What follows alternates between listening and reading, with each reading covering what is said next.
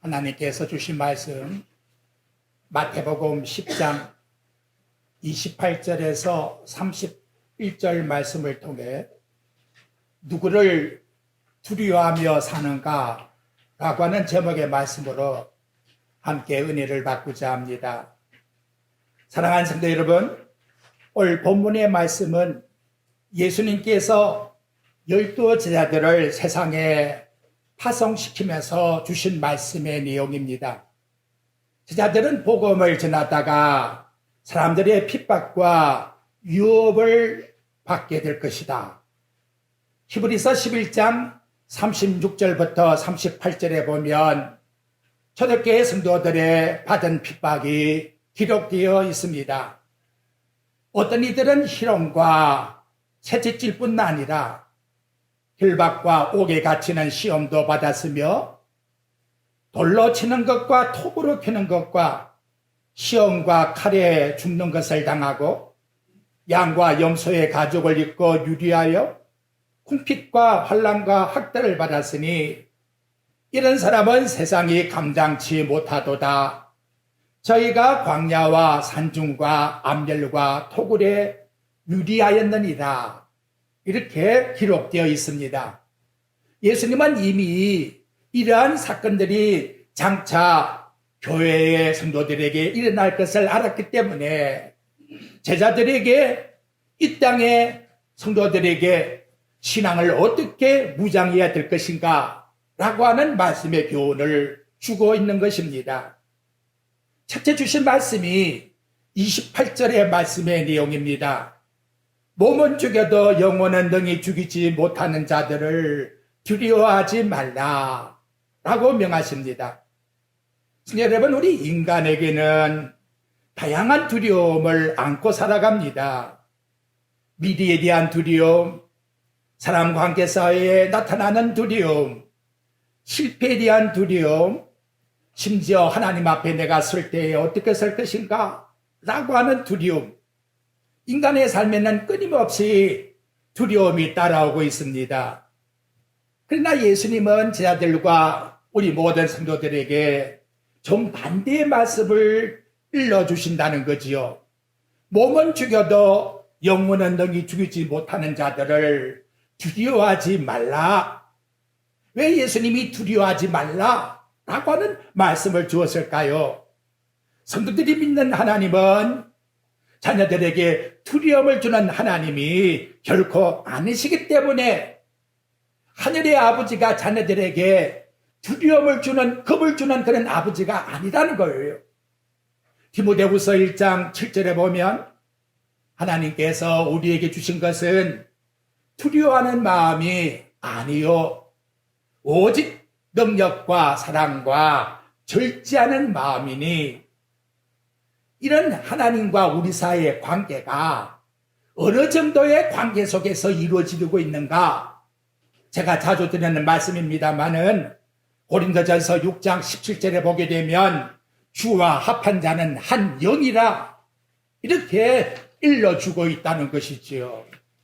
우리 성도들의 마음과 생각과 우리 모든 삶의 일치가 우리 인간의 몸과 영혼이 하나 된 일체로 우리가 살아가는 것처럼 하나님의 영과 우리의 삶과의 관계가 이런 일체 속에서 위치만 떨어질 수 없는 불가분의 관계 속에서 살아가는 연합의 관계라는 것을 절대로 이 신앙생활에서 놓치면 안 된다는 걸. 그래서 하나님은 하나님 따로 우리 따로의 분리가 아니라 일체의 삶.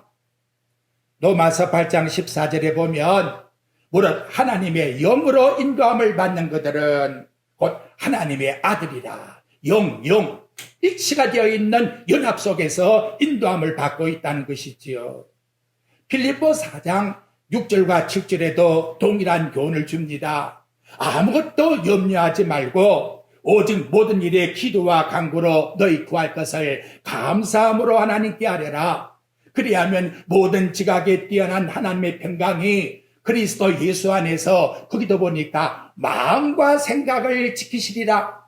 우리 마음과 생각이 하나님의 영과 하나로서의 관계 속에서 저와 여러분을 지켜주신다라고 말씀하고 계십니다. 바울은 디모데에 있는 후서 2장 7절에 보면 내가 말한 것을 생각해라. 주께서 모든 일 범사에 네게 총명을 주시리라. 우리가 가지고 있는 그 마음과 생각에 하나님은 모든 일의 범사에 총명을 주시는 떨어질 수 없는 불가분리의 관계 속에서 늘 연합해서 살아가고 있다는 것을 일러주고 있는 말씀입니다.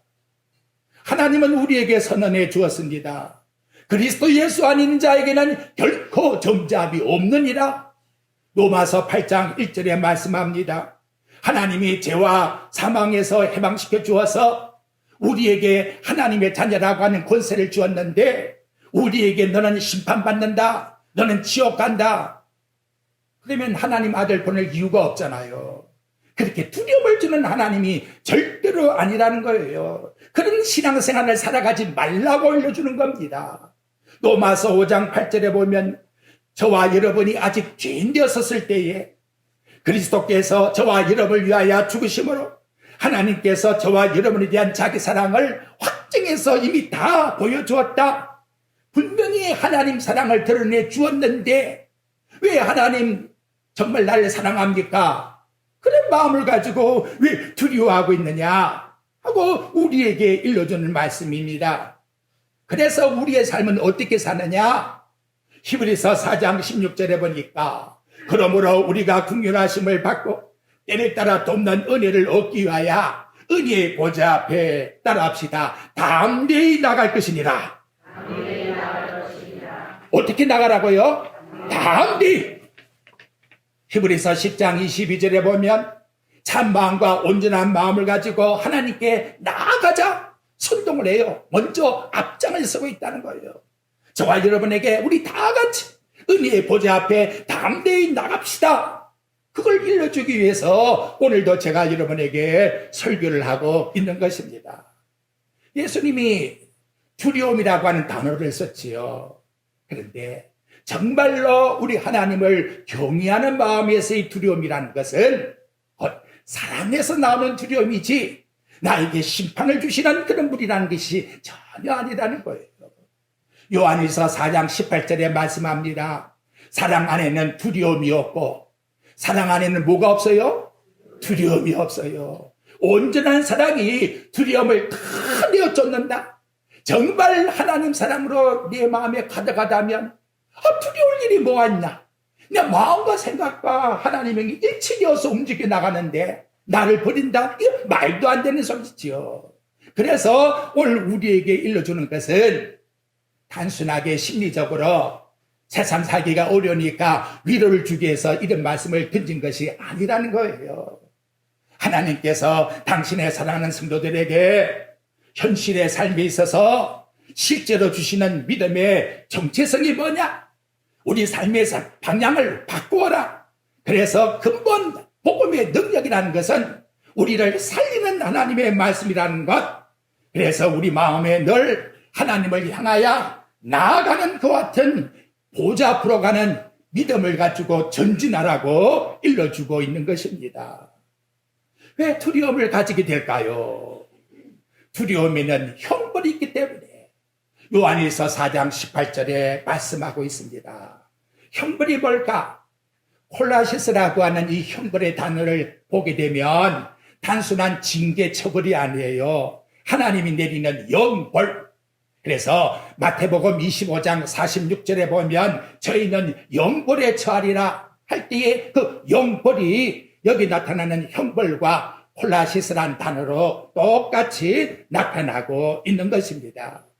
육체이기 때문에 불안 속에 있고 공포 속에 있는 그런 단어가 아니라 죽은 다음에 영원한 심판을 받게 된다고 하는 그와 같은 형벌을 말씀하고 있다는 거지요. 범죄한 우리 인간은 여러분 이런 마음을 가질 수밖에 없어요. 왜냐하면 인간은 죄를 범했기 때문에 심판을 피할 수 없다는 것이 우리 내면에서 그냥 자각으로 드러나는 거예요. 두려움은 죄인이 하나님 앞에 느끼는 정당한 반응입니다.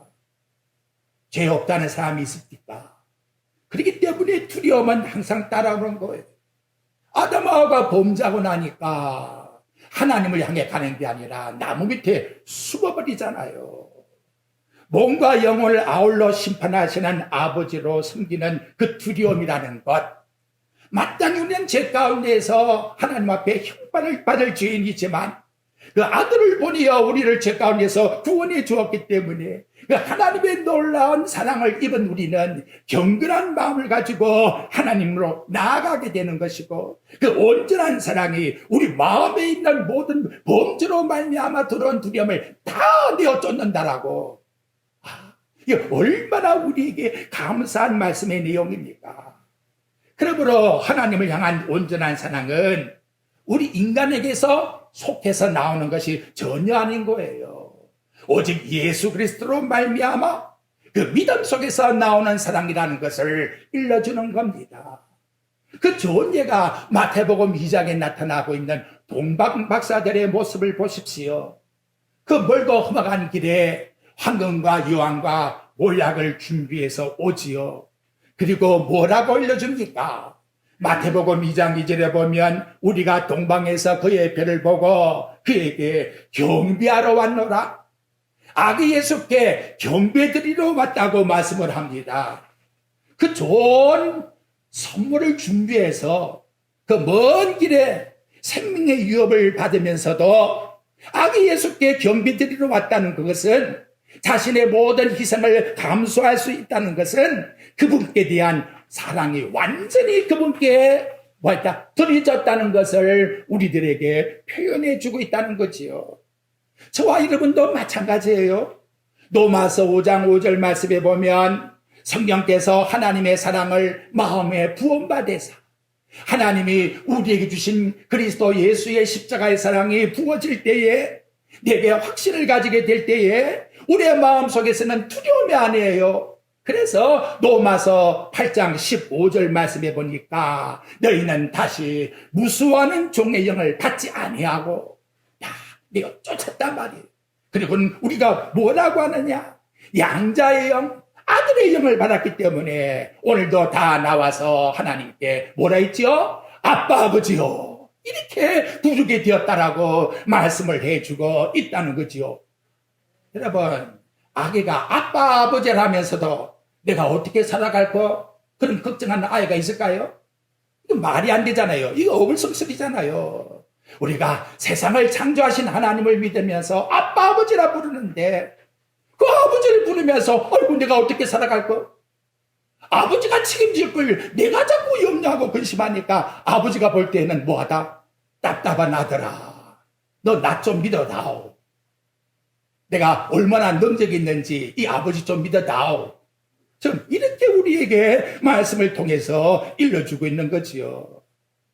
하나님께 대한 이 경외심이라는 것은 단순한 감정, 이해의 선을 넘는 거예요. 하나님이 우리와 사랑하시는 이 관계가, 세상의 육체는 부모가 자식을 버릴 수도 있지만 하나님이 우리를 사랑하는 사랑의 관계는 어느 누구가 우리를 끊으리요? 그래서 로마서 8장 35절과 37절에서 말씀합니다. 누가 우리를 그리스도의 사랑에서 끊으리요?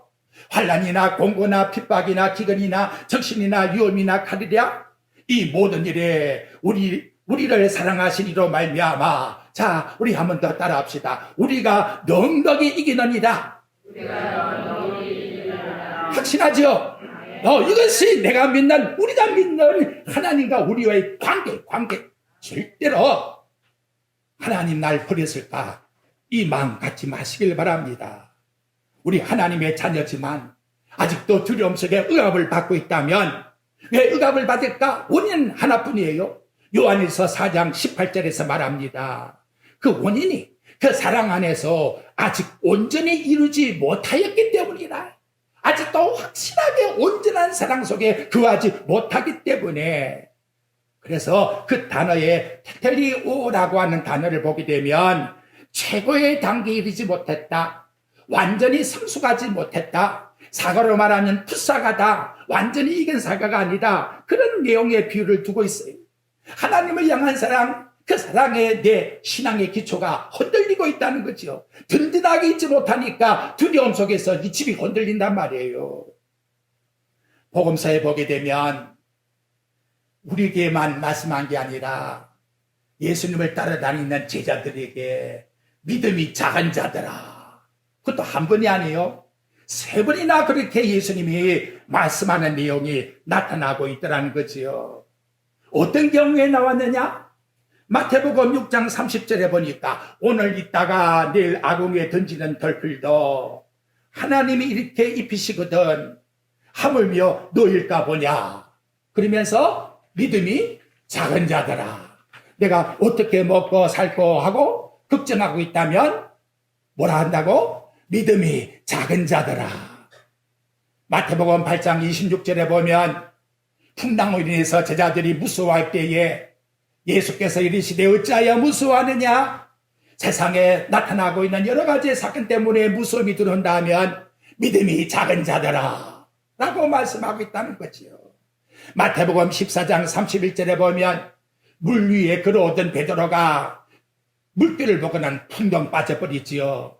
예수님이 즉시 손을 내밀어 그 손을 붙잡고 한 말씀이 믿음이 작은 자야. 왜? 그다음 뭘 했을까요? 의심하느냐? 아직도 내가 믿는 하나님을 의심하고 있기 때문에 그 불완전한 내 마음속에 온전한 사랑이 되지 못하기 때문에 마음에 하나님을 향하여 뭐가 된다? 두려움을 가지고 있다라고 말씀합니다. 믿음이 작다는 것은 여러분 믿음이 없다는 말이 아니에요. 믿음이 없다 그러면 하나님을 못 믿지요. 하나님은 믿지만 그 능력보다도 상황이 더 크게 보인다는 거예요. 하나님의 말씀의 약속보다도 내 눈에 보이는 문제가 더 의식이 느껴진다는 거예요. 하나님이 나를 책임져 주겠는가? 내 부모님이 나를 책임져 주겠는가? 아이가 걱정하는 것처럼 신뢰심이 부족하기 때문에 이런 말씀이 나타나고 있다는 걸 우리에게 말씀해 주고 있다는 거지요. 문제는 여러분, 예수님의 수제자 베드로 보십시오. 누가복음 22장 60절부터 62절에 나가보니까 베드로가 사람들에게 말해요. 나 이 사람 전혀 알지 못한다. 그러니까 닭이 울더라는 것이지요. 그런데 예수님이 돌이켜 베드로를 쳐다보고 있었다는 거예요. 베드로가 뭐라고 합니까? 주는 그리스도시여 살아계신 하나님의 아들이라고 그렇게 신앙 고백을 바로 했건만 이제 와서는 한 방에 다 무너져 버리고 말아요. 예수님이 쳐다보는데도 부인하고 말았다는 것이지요. 이건 뭘 우리에게 말씀해 주고 있습니까? 우리의 신앙을 도전하게 만드는 거예요. 너 정말로 누구를 두려워하면서 살아가고 있느냐? 하나님이 나에게 실망시킨다고 하는 그런 느낌을 받은 적 없습니까? 아직도 하나님께 나아가는 우리의 삶을 던지지 못하고 주저하고 있습니까? 문제가 뭐지요? 아직도 내가 하나님께 대한 온전한 사랑이 결실하지 못하고 있다는 사실을 우리들에게 입증을 해주고 있다는 거예요. 예수님이 들을 때에 이거 얼마나 안타깝겠습니까? 그래서 여러분 정말 실물적인 가장 쉬운 예를 들고 있는 거예요. 그 말씀이 29절입니다. 여러분 거기 내용에 보십시오. 29절에 예수님이 무슨 예화를 들고 있습니까? 참새 2마리가 한 아사리온에 팔리지 않느냐 하고 말씀하고 있다는 거지요. 예수님이 돈에 대한 관계를 말해요. 우리 인간이 돈에 대한 관계는 돈이라는 것은 내 생명같이 여기기 때문에 참으로 인간에게서는 없어서는 안 될 실질적인 그러한 상황이지요. 내가 무엇을 사고 판다, 그것은 내 인간 생존에 대한 문제예요. 그렇죠? 내가 돈이 안 생기면 내가 먹지를 못하잖아요. 그러니까 이게 사고 판다라고 하는 예수님의 이 말씀은 참새만이 아니라 사고 판다라는 이 말씀 자체가 우리 인간의 생존에 대한 문제를 우리에게 일러주고 있는 것이지요. 하지만 예수님은 그보다 더 중요한 것이 있다라고 말씀하고 있는 겁니다. 아무리 작은 가치, 그 당시에 가장 핫한 거리라고 하는 참새 2마리의 거리라도 누가 하나님 아버지가 어떻게 하지 아니하면 결제해 주지 아니하면 일어나지 않는다는 거예요. 참 이거 얼마나 여러분 충격적인 말씀의 내용입니다. 당시에 이 참새 2마리의 돈은 가치 없는 돈이에요. 요새는 말하면 1,000원짜리 왔다 갔다 하는 그런 돈밖에 안 되는 거예요. 하지만 그럼에도 불구하고 하찮은 참새라도 하나님이 허락지 않으면 결코 그리가 성수될 수 없다고 하는 그러한 믿음을 가지고 너가 살아가고 있느냐? 이것이 여러분 하나님을 향한 경건한 사랑의 두려움이라고 우리에게 일러주고 있는 겁니다. 오늘도 내가 사고 팔고 살아갈 때에 하나님 나를 도와주지 아니하면 나는 먹을 수도 없는 죄인입니다. 하나님 나를 도와주셔야 됩니다. 이 참된 하나님을 두려워하는 경외의 마음을 가지고 살아가는 두려움을 잊어버리지 말고 항상 우리 마음속에 가지라고 일러주고 있는 내용입니다. 근데 더 구약의 말씀의 내용에 보게 되면 비유를 무엇으로 듣느냐? 시편 147장 9절에 보니까 들짐승과 우는 까마귀 새끼에게 먹을 것을 주시는도다. 까마귀 어미가 아니라 까마귀 누구요? 새끼에게. 어미가 새끼를 놓고 도망가 버리면 이거 새끼가 뭐 이거 어떻게 사나 이 말이죠. 이 까마귀가 어떻게 일본 새끼들이 살아가겠습니까? 그런데 누가복음 12장 24절에 보니까 까마귀를 생각해라. 예수님이 심지도 아니하고 거두지도 아니하며 골방도 없고 창고도 없으되 하나님이 기르시나니. 하나님이 그 우는 까마귀 새끼를 기르신다고 말씀하고 있습니다. 그러면서 너희들 까마귀가 귀하냐 너희들이 귀하냐? 한번 너희들 스스로 생각해 보라. 여러분 까마귀 고기는 못 먹어요. 그 말은 뭔가 하면 구약 시대로 말하면 부정한 뭐예요? 날짐승이라는 거죠. 그 의미가 깊으시잖아요. 이게 먹을 수 있는 짐승 같으면 그래도 좀 나은데 먹을 수도 없는 부정한 짐승, 그 날짐승을 갖다가 하나님께서 먹여주고 계신다. 근데 더 오묘한 것은 저도 실감나요. 도저히 이해가 안 가요. 욥기 38장 41절에 보니까 까마귀 새끼가 하나님을 향하여 부르짖으며 먹을 것이 없어서 허덕일 때에 그것을 위하여 먹이를 준비하는 자가 누구냐? 하나님을 향하여 부르짖으며 이거 나 이해할 수가 없어요. 어쨌든 그 부르짖는 새끼, 까마귀 새끼들까지도 하나님이 간섭하셔서 주신다라고 이와 같이 말씀을 하고 있다는 것은 거기에 포인트가 있는 것이 아니라 내가 너희를 위하여 독생자 외아들까지 주시지 않았느냐? 그 아버지 하나님이 우리에게 먹을 것 주지 않겠느냐? 그래서 참새 사건을 통해서 일러주는 말씀은 하나님의 절대 주권 사상을 믿어야 돼요. 하나님의 뭘 믿자? 절대 주권 사상. 여러분 우연이라는 건 절대 없어요.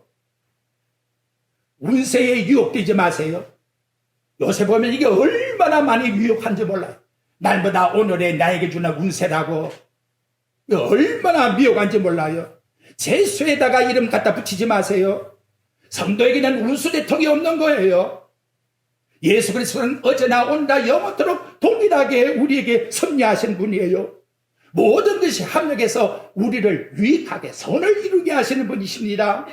하나님은 감당치 못할 시험을 허락지 아니하시고 또한 우리 시험 당할 점에 우리 하나님께서 피할 길을 주어서 감당할 수 있게끔 해주시는 분이라고 고린도전서 10장 13절에서 말씀하고 있다면 참새 하찮은 돈 몇 천에 왔다 갔다 하면 그것도 하나님이 허락지 않으면 될 수가 없다는 하나님의 절대 섭리를 믿고 사는 것이 우리 성도들의 믿음이라고 이와 같이 말씀합니다. 두 번째 일을 한번 보십시오. 더 엄청납니다, 여러분. 30절 말씀입니다. 뭐라고 합니까? 너희에게는 뭐까지?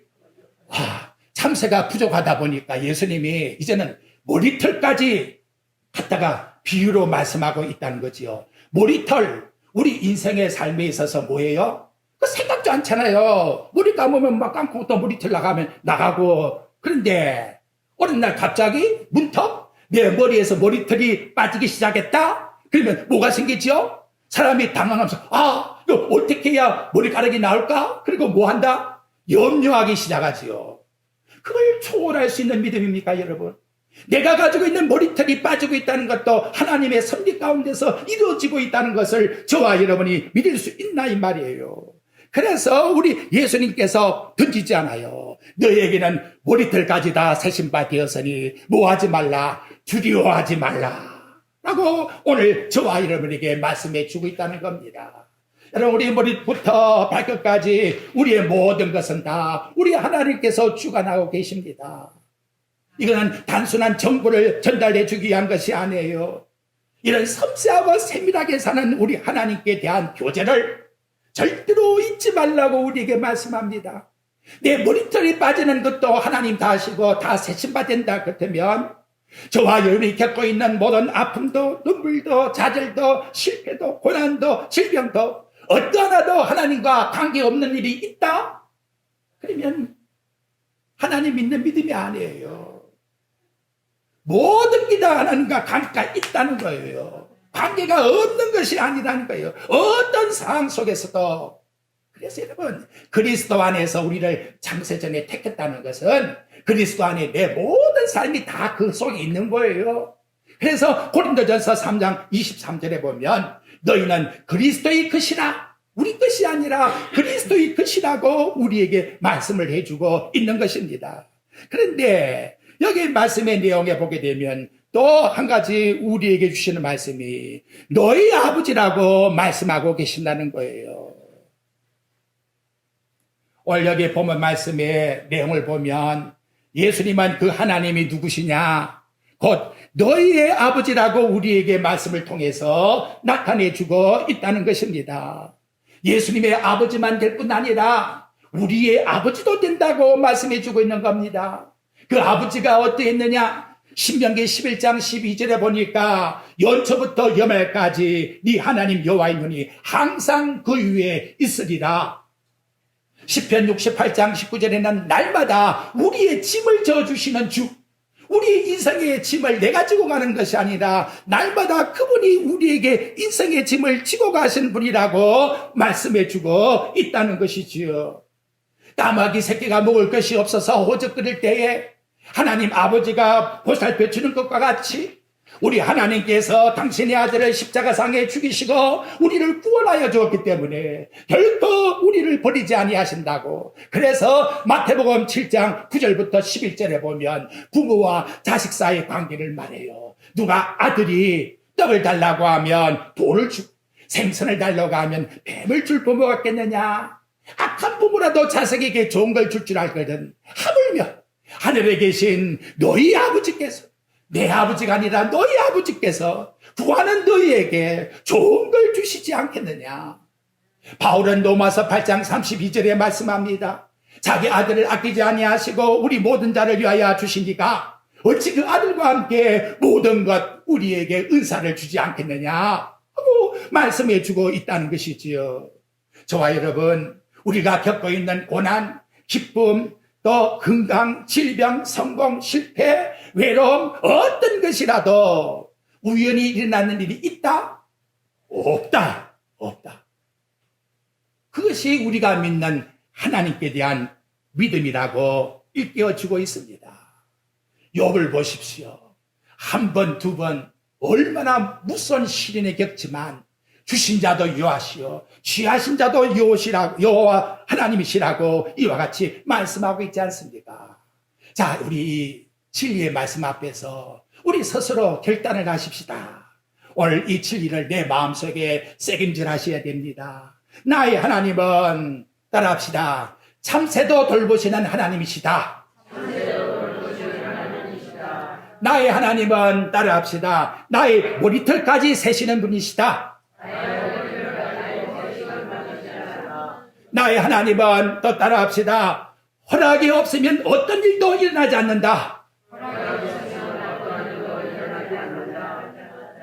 이것이 예수님께서 하나님 아버지가 너희 아버지가 되어서 우리에게 간섭하시는 하나님의 섭리라고 말씀을 하고 있습니다. 그런데 참 놀라운 것은 여러분, 이 마태복음 10장에 보면 두려워하지 말라는 말씀을 한 번이 아니라 3번씩이나 사용하고 있다는 거예요.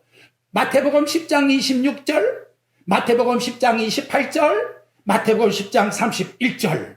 그래서 마태복음 10장 26절에는 진리의 말씀은 반드시 이루어지니 어떤 억압과 탄압이 있다 할지라도 두려워하지 말라. 마태복음 10장 28절에는 영혼의 중요성을 말씀하면서 사람보다 하나님을 더 두려워해라. 셋째로 하나님의 섭리를 강조하면서 마태복음 10장 31절에는 우리 머리털까지 다 세신바 되신 하나님이시다. 오늘 이 말씀을 우리 마음속에 딱 무장하면 믿음의 유비무환이에요. 그러니까 어떠한 상황이 부닥친다 할지라도 저와 여러분은 두려움이 아니라 하늘의 하나님 앞에 뭐하게 된다? 기도하게 될 것입니다. 시편 46장 1절부터 3절 말씀드리고 마칠게요. 그 시편에 나타나는 성도들의 하나님을 향한 고백을 보십시오. 하나님은 우리의 피난처시여 힘이시니 환난 중에 큰 만날 도움이시라. 그러므로 땅이 변하든지 산이 흔들려 바다 가운데 빠지든지 바닷물이 흉용하여 뛰어놀든지 그것이 넘침으로 산에 요동할지라도 우리는 뭐하지 않는다. 따라합시다. 두려워하지 아니하리로다. 길이시여 진리시여 생명이신 만왕의 왕이시여 만주의 주가 되시는 예수 그리스도 그만을 굳게 의지하고 하나님 아버지 앞에 모든 영광을 돌려드리며 이 땅에서 주님과 늘 동행하고 있다는 사실을 잊어버리지 말고 한 주간도 믿음으로 승리하는 저와 여러분의 복된 삶이 되시기를 주 예수 그리스도의 이름으로 축원드립니다.